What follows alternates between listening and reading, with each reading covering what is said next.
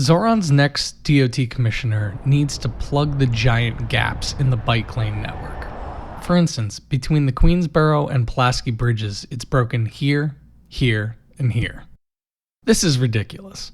The Pulaski is the main connection between Queens and Brooklyn, the two most populous boroughs, where over 5 million New Yorkers live, and there's no direct, continuous, protected connection. But the work on the South Outer Roadway, the pedestrian lane that just opened on the Queensboro Bridge, presents a massive opportunity, because the plans to connect the crosswalks across Crescent Street so pedestrians can access their new lane call for cutting through the car medians and installing new signals here. Let's see what this looks like from the other side. In purple, you can see the section that will be cut through to connect to the north side where we just were. And here's the obvious part.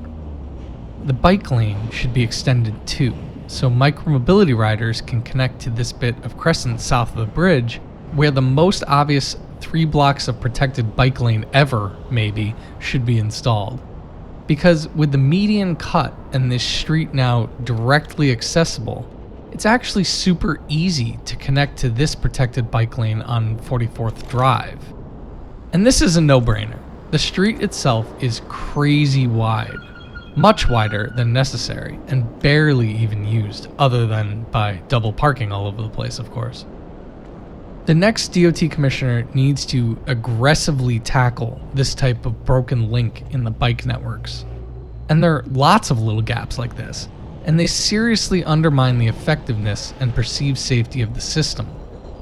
Like a bridge can only be as good as its weakest link.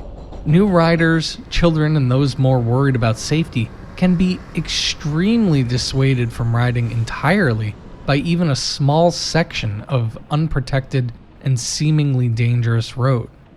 So if we want to encourage as many micromobility riders as possible, these are the low-hanging fruit, where a relatively small amount of effort yields enormous gains.